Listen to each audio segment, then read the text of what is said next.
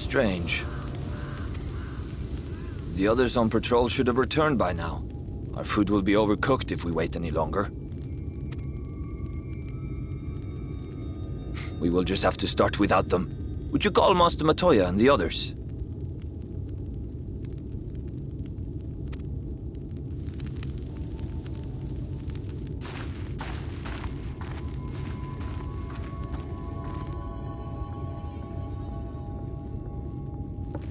I tire of these games, Urianger.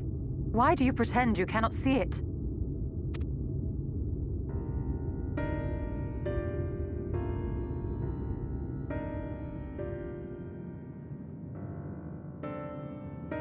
The blessing may spare her the fate of becoming a Light Warden. But you cannot be blind to the nascent corruption. She is not as she was in the Source.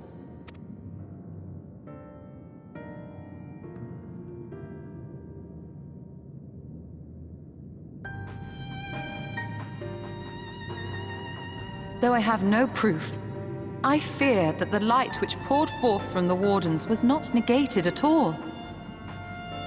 I fear it was absorbed, that she has been suffused with their light.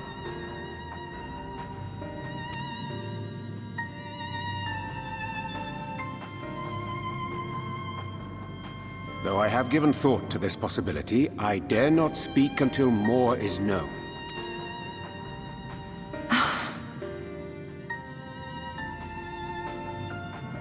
By the time you deign to enlighten us, it may be too late, if it is not already. Urianger, I know full well, after all these years, that you have only the best of intentions.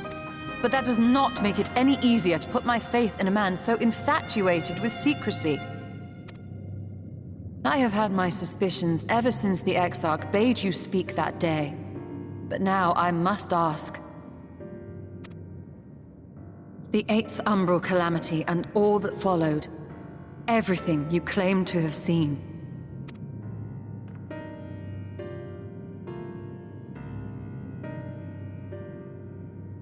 Help! Someone help! The Ilmorans have come for us! We're under attack!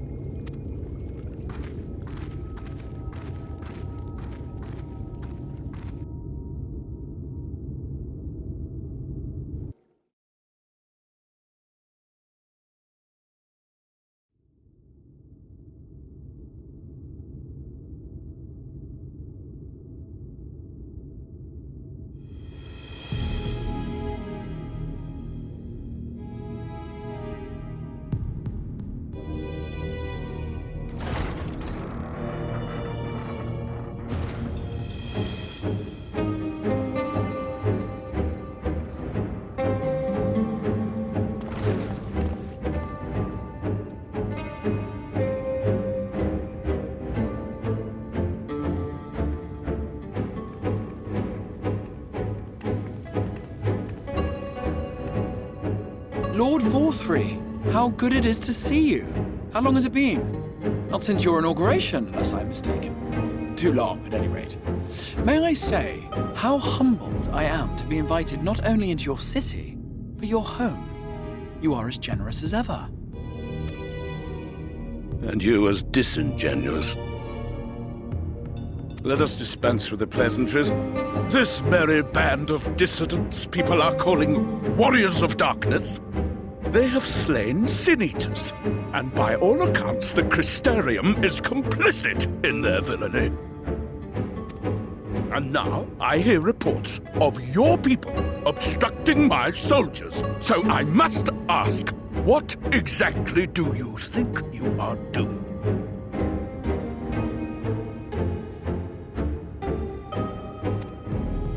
I might ask you the same thing.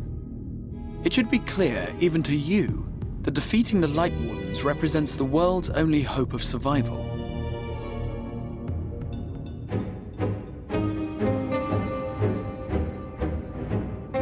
Even now, the people of Lakeland and Ilmeg rejoice in the return of night.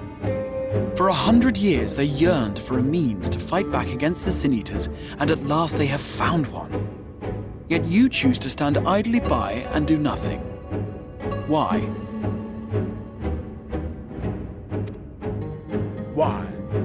Because this hope you cling to is nothing more than a fever dream, an exercise in futility.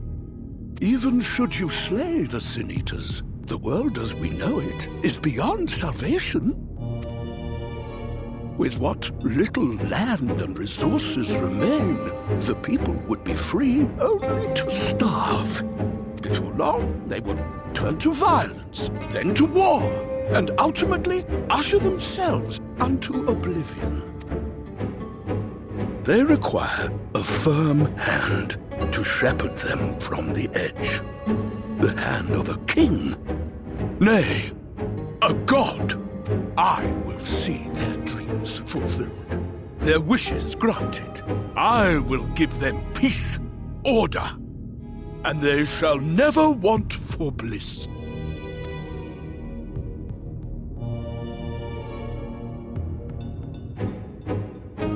Men are fickle creatures who entertain vague ideals without the faintest notion what they cost. But a little fear can go a long way towards helping them realize what it is they truly need. Sanctuary. And they shall find none in this world save that which I afford them. That is why the Sin Eaters exist. To unite the world under my dominion. A paradise fit to grace the 8th Umbral era. What was that? A minor epiphany, nothing more.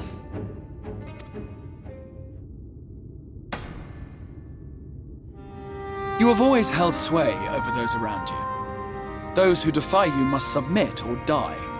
What sits before me is the inevitable result of bloated privilege and unchecked power. But man is more resilient than you think. His achievements are not the product of violence and bloodshed, but compassion and understanding. This calamity is but another crisis to be overcome. And we will, once we eliminate the Sin Eaters. You poor deluded fool. These people care not for the morrow. They care only for the now, and the contentment they lack. What good is a paradise to them if it is 1,000 years in the making, or even 100? You underestimate them, Lord Thorthry. They see further than you think. I have beheld it in the blood and sweat and tears of those who would sacrifice everything for a future they may never know, that their children may never know. I have beheld it in the hopes and dreams of those who came before, which we bequeath to those who come after, that they might in turn build upon the foundations laid by our forebears. These are the bonds which hold man and his world together, not your gilded chains, and I will resist your every effort to shackle him. In summary, you will continue to support the villains hunting my Sin Eaters? With tremendous enthusiasm, for I have faith in the future they would build.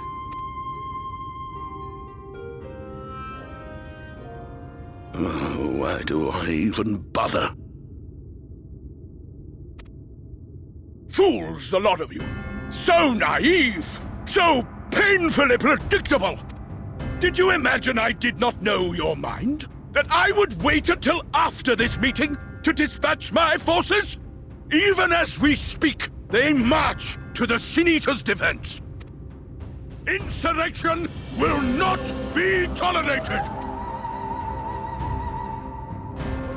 The people of this world are mine to rule, mine to command. And you are no exception!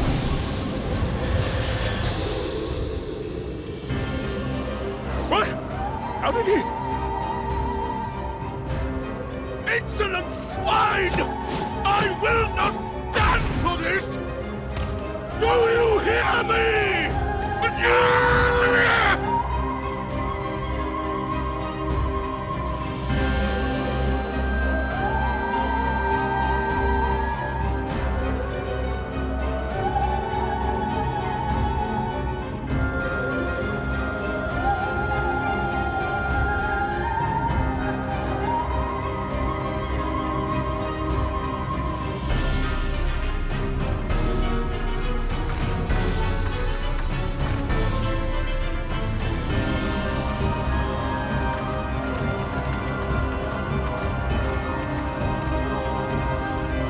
You speak for the Knights Blessed? I do. I presume that is your doing.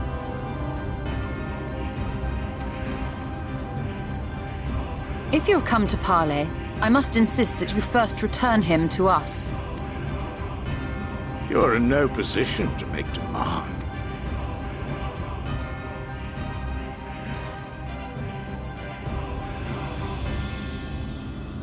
By Lord Vorthry's decree, Raktika now falls under the governance of Yulmore.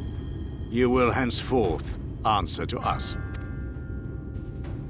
Is that so? And the children of the Everlasting Dark have acquiesced to this madness? We have reached an accord, yes. Too many times have the Knights Blessed shunned Yulmore's overtures of friendship.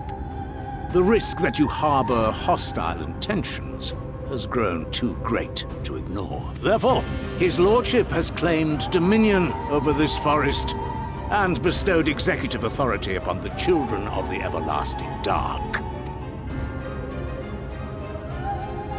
In his wisdom, Lord Vorthry has agreed to recognize ours as the only permissible expression of dark worship. It's one true faith. You and your false creed are a blight on these woods.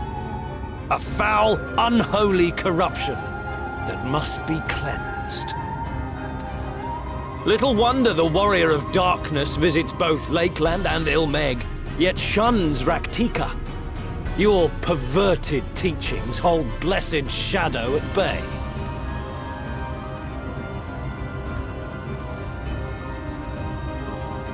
You have accepted the yoke of Yulmore to spite us, then?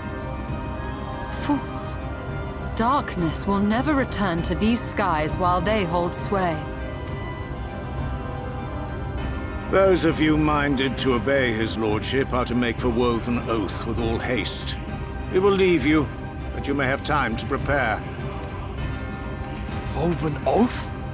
Are you suggesting we abandon our faith to join those zealots? What has your faith afforded you thus far? Nothing! We will guide you along the righteous path. And should we refuse?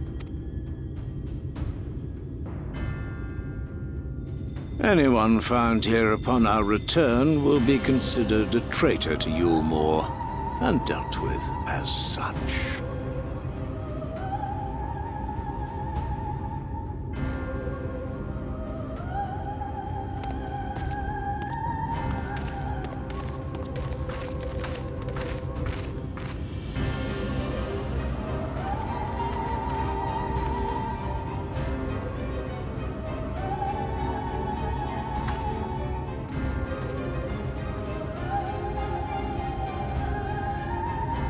We will discuss these developments after I have tended to our casualty.